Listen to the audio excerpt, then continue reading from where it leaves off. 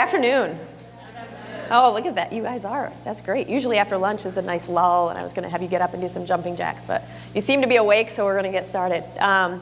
Excited to be here and to speak with all of you. We started out with a phenomenal panel of some really experienced administrators, and you saw the depth of athletics and the careers that you can take. So I think that's a really important piece to take away from that group is there's a lot of different paths to how you get to where you're going, but whatever it is that you're interested in, probably there's something in sports you could do, whether you are a web designer, whether you are in finance. There's those jobs that are out there, and I think we've heard how you can get there from our panel. I would like to start by thanking Dave and Diana for doing this seminar. I think it is a fantastic event. I have had the pleasure of being on a panel a few years back, and then was so pleased that they reached out to see if I would come and do the keynote. It's so important for you as our student athlete leaders to see that there is opportunity for you to have a career in sports. And we, as the women who have come before you, are excited to help pave that way for you.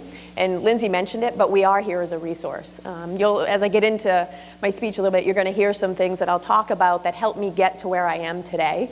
And one of the biggest things is networking and making connections with people, but then maintaining those. I have some mentors in the room. I have Lindsay, people that I've met through my time that I wouldn't be in this role without them in my life. So we'll get to that a little bit, but I do want to talk about, and I have a slides, not everyone's going to be able to see, just my journey. So I grew up in Biddeford, Maine, which is a small town, not real far up the state. If you're familiar with Maine, I'm down only about an hour and a half from Boston. So grew up there, was the youngest of three. I have two older brothers who would, if you ask them, say that they take all the credit for me and my successes. They are still back in Maine. They have not left the state, but they do follow me around wherever I go.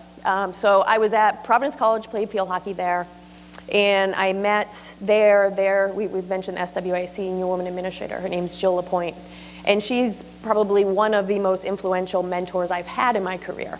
Jill encouraged me, if you ask her, that's what she'll say. She really shoved me towards the NCAA internship program. She stayed on me until I applied for that.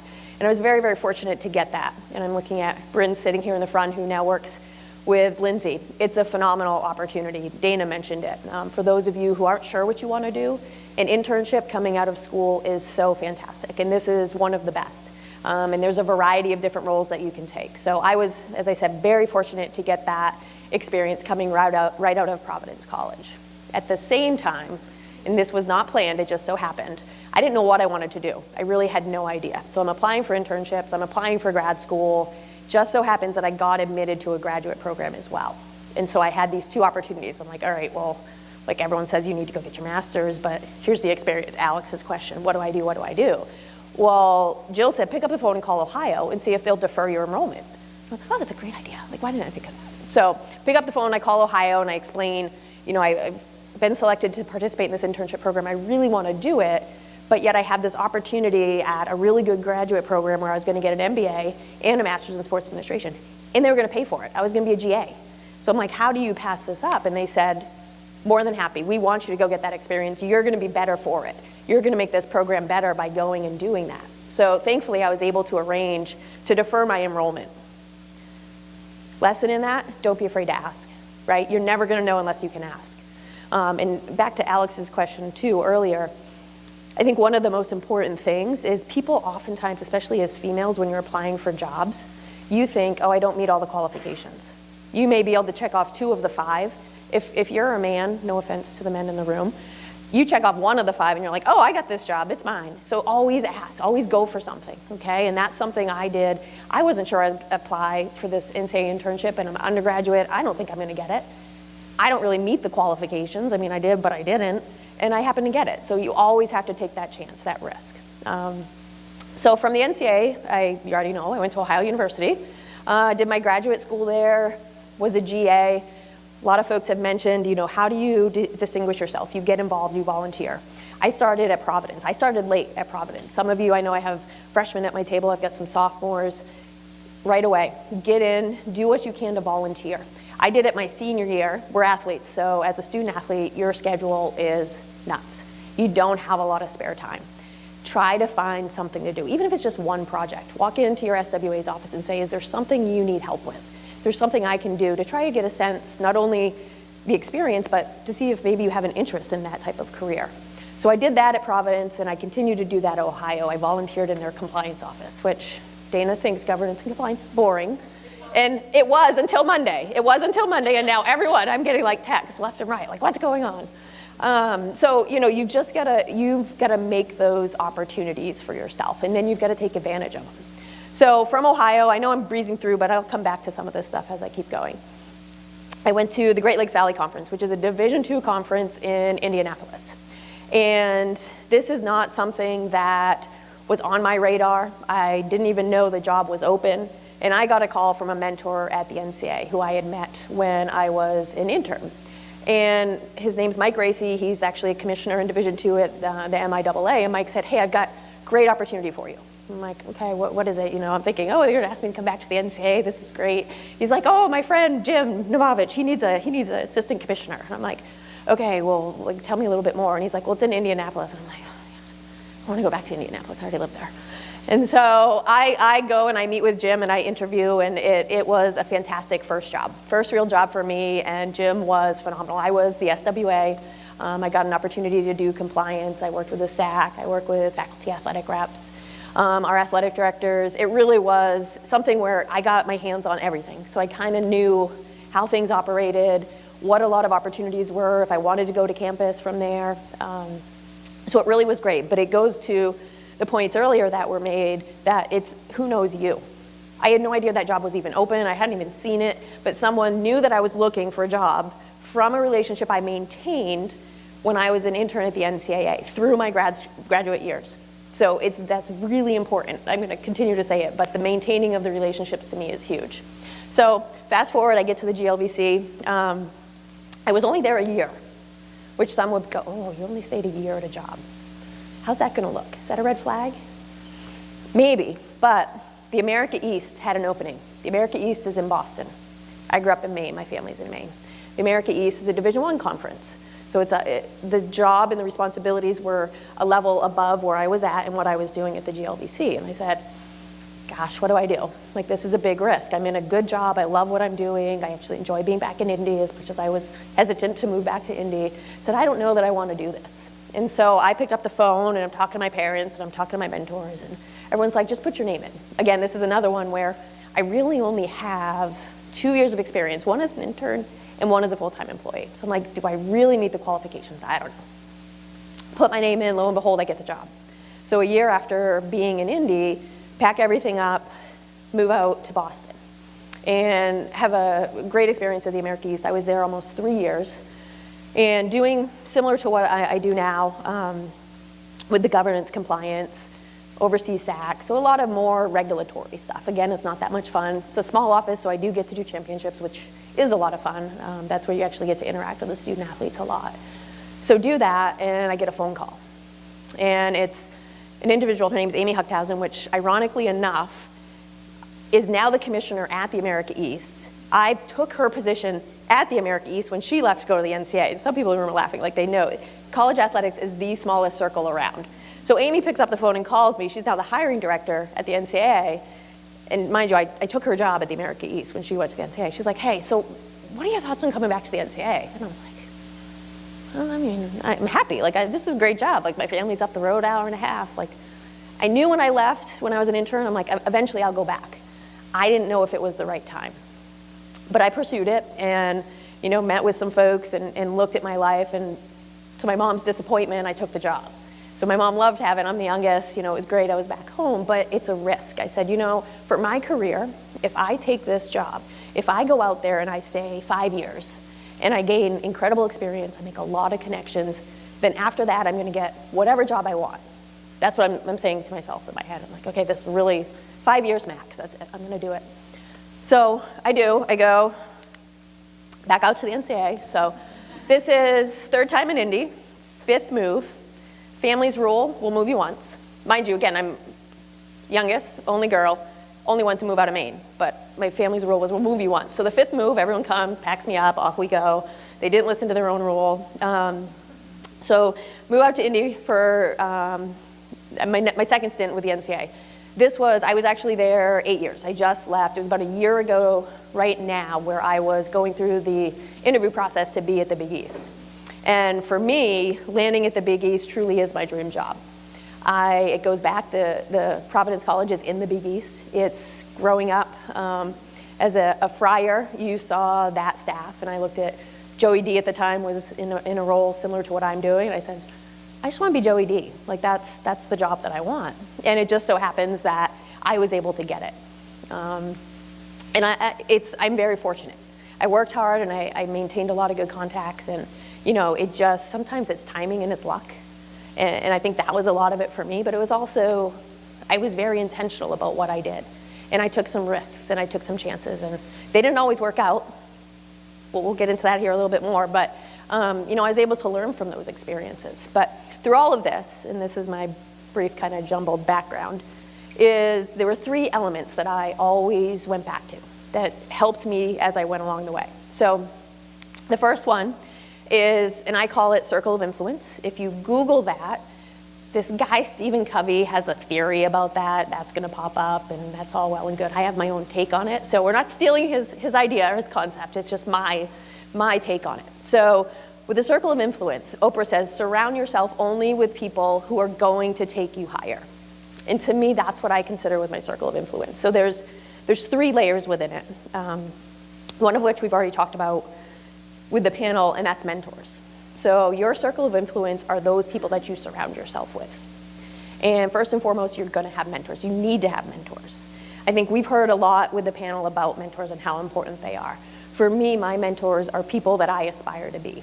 I want to be like them. I have very similar values to them. I've seen them overcome obstacles and succeed. I've seen them pull me along when I've struggled, and they've given me advice and guidance. So that's really a key part of your circle of influence. The next one, and look around the room, who's sitting next to you, get their name, get their email, your peers. You have to build a big, solid network.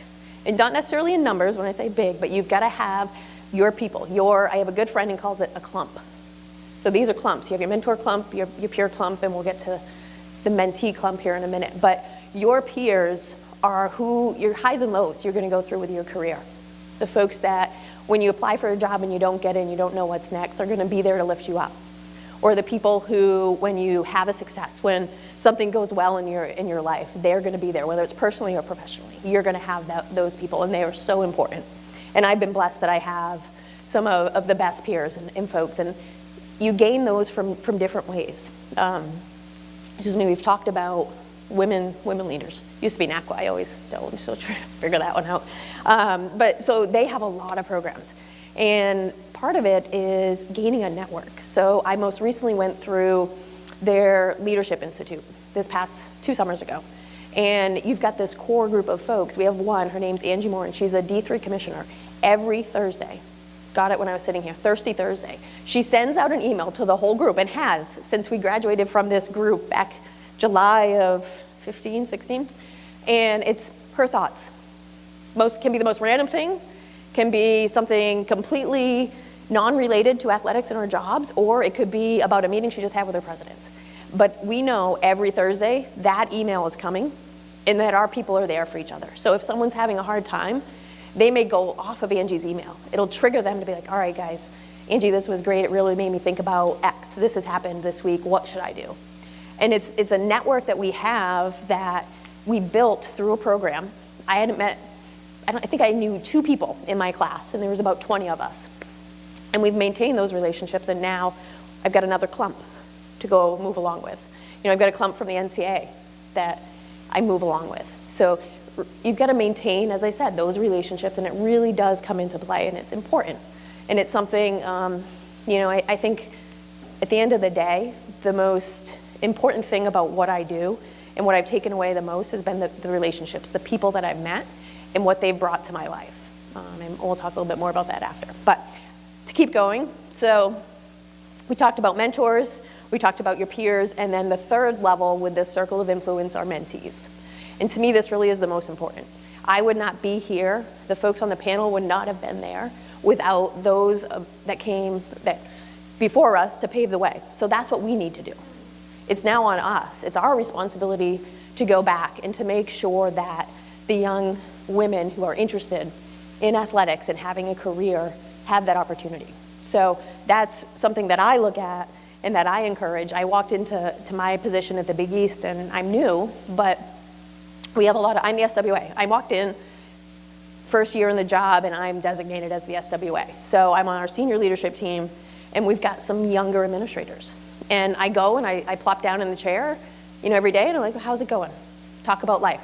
Just trying to build a connection with them because they needed to have that. We have a female commissioner who's phenomenal. She is just one of the best leaders in college athletics, but she doesn't have the time to mentor, to bring them along. She does as much as she can, but I look at it as I'm the SWA, that's my role. That's what I'm here to do. And I don't just do it with our females. We have some younger, my counterpart in the compliance world, Michael, who, saving grace, he does all the day-to-day compliance for me, which is great.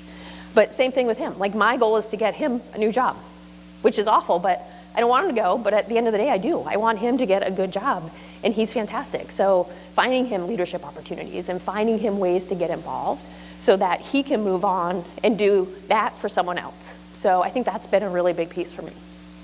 So that's with the circle of influence. I will stop. Any questions, you can hop in, interject at any point. Well, I know we have time at the end. Okay, so second element, excuse me, and this is my mom, sweetest woman. So I'm living in Indianapolis. She's missing her only daughter, and I get a card in the mail and it says, do one thing every day that scares you. It's a quote from Eleanor Roosevelt. Great leader. If you haven't read a book from her, she has some really good books out there about her related to leadership. So I get this card from my mom, and I'm like, what is this? Okay, so I'm reading through it, and it's my mom telling me how proud she is of me that I was willing to take the risk to move back to Indianapolis. After I had landed in Boston, which is ideal for me, which is where my family is, I loved my job, great office, and I looked at it and I said, I've worked so hard in my career thus far. If I do this one more step, if I go to the NCAA, this could be it. This could write my ticket. And so she was writing that to me and just said, every day, do something that scares you. Go out on a limb. Take a risk. Take a chance. Are you going to fail? You are. How many people have failed at something? Okay, not every hand is up. In 10 years, all of the hands are going to be up. I failed multiple times, and quite honestly, I've learned more from the times I've failed than the times I've succeeded. And I've found who my true friends are, who that circle of influence, who's the most authentic and genuine when I've been in those times of struggle. And I've said, okay, what do I do next? That's when you know who you can rely on, who you can trust. And I think that's really important. You're never going to be able to get to that next level unless you're willing to take a risk. You've got to take a chance. We've heard it on the panel. Coach Erica, she took a risk, right? She moved USC, you moved Wisconsin. You've got to do those things. Lindsay, she was in New York City, which in and of itself is a whole nother conversation. Living in New York is its own job, but it's a risk. Especially when you lived in Indianapolis and then grew up in Maine. Brought my dad down for the first, never met my dad, Mainer at heart. Comes down, I had just moved there. I will say when I moved to New York City, so the family rule was they'll move me once. They moved me 5 times. This time they said, we're not moving. I'm like, that's fine, the company's gonna move me, it's fine, we're good. But then I got there and my stuff didn't fit in my apartment. So my parents had to come down twice and load up the car and bring all the stuff back to Maine because I was like, it's New York City, the apartment's really small. So my dad comes down, he drives 4 hours in the car. We load up the car with all the stuff, and I'm like, my mom, it's right around Christmas time. My mom's like, I want to go see the tree, let's go for a walk. So we walk literally 2 blocks, and my dad goes, okay, are we gonna go back now? And I'm like, Dad, we still got 20 minutes to get to the tree. And he's like, no, let's go back. I'm like, okay. So my dad, the man from Maine, he survived, but he spent more time in the car driving than he actually did visiting me in New York City. So, you gotta take a risk one of these days, it will pay off, I promise. But I do think that's something, as you continue to go through, and at the end I'm gonna do an exercise with you. One of the things we do, and we started doing it when I worked at the NCAA, and I've continued it even though I've left, and it's not necessarily required, But you always had to set goals, and you had your Dana's shaking her head because this process is a bit extensive at the NCAA, but we had to set goals. And you did your work goals. Okay, this is my responsibility I'm going to achieve these 3 things. But then they started us on these, like a personal development plan. So you have these 3 goals over here that you're going to do, and it's not necessarily directly tied to your work, but it's about you and how you as an individual are going to develop and improve and enhance. So I've continued that with the Big East. I sat with my supervisor. I was like, all right, Vince, here's my goals. And he's kind of like looking at me like, well, those, and these are my personal ones. And he's like, okay, you don't have to do that. I'm like, I know, but it helps me. That's how I know my direction. I have a vision. I know what I'm going for. So at the end here, we're going to have you guys write down some goals. And we're going to have you do, okay, this is reasonable. This is aspirational. And this is my risk. But I really hope everyone's going to get to their risk. And I'll follow up with you. Diana's got emails, so I can follow up April-ish, towards the end of school, to see how you're doing. And then the last thing, so this was the second element, right, is do something every day that scares you, take a risk. And for those who know me well, this one is very important. Enjoy the journey. Enjoy every single experience that you have as you're going through your career, personally and professionally. Take advantage of every experience that you have. I certainly have. My table knows, my fun fact, I traveled to 8 countries in a year by myself. Don't ask me how or why, I just did. Just seemed like the thing to do at the time. I've been to 48 of the 50 states because of my role at the NCAA. Because I traveled so much for the NCAA, I was able to get to 48 of the 50 states, which I think is pretty crazy. But I've sought after those experiences and those opportunities. When we had a school reach out from Alabama and say, hey, can we have someone come down and do a presentation? Yep, sign me up, happy to go. I don't have a family, I don't have kids, I don't have pets. It was just me. So I could do those things and I could make it work with my lifestyle. Not everyone has that ability, but you make what works with your lifestyle. There's gonna be opportunities and sometimes you're gonna have to weigh. I mean, even for me, there were times where I was like, oh my God, I've been on the road a lot, I don't wanna go do this. But it's a really good opportunity. I'm gonna do it. I'm gonna push myself and I'm gonna do it. And it's noticed. And then because you go and you do these things, the next time something pops up, they'll be like, oh, hey, do you mind going and presenting at this conference? Or doing those types of things. So it really is something where take advantage of every opportunity you have, but enjoy it along the way. It wouldn't be fun if you didn't. I have made some incredible, incredible friendships along the way. I think that's what I've taken away the most is those experiences, the impact those folks have had on my life, to see life through their perspective. You know, I'm a kid that grew up in Biddeford, Maine. There was absolutely no diversity in Biddeford, Maine. Everyone looked like me. And I went out to the NCAA, and my best friend comes from South Carolina, Shauna Cobb. If anyone in here knows Shauna Cobb, we go out and people are like, we are like opposites. Yin and yang is me and Shauna. And everyone's like, how do the two of you get along so well? I'm like, we don't know. It just works. And that was our thing. We're like, it just works. Like Shauna and I had complete opposite upbringings. This is a good Shauna Cobb story. So Shauna's from South Carolina, I'm from Maine. We both agree we're not gonna go home for Thanksgiving one year. Well, Shauna's parents decide they're gonna drive up from South Carolina. So we're gonna do a Thanksgiving from the South. And I said, oh great, I'm so excited, I can't wait. Like we're gonna fry a turkey, collard greens, like black eyed peas. And I was like, Shauna's like, well, what do you wanna bring? And I was like, I don't know. And she's like, you cannot bring a green bean casserole.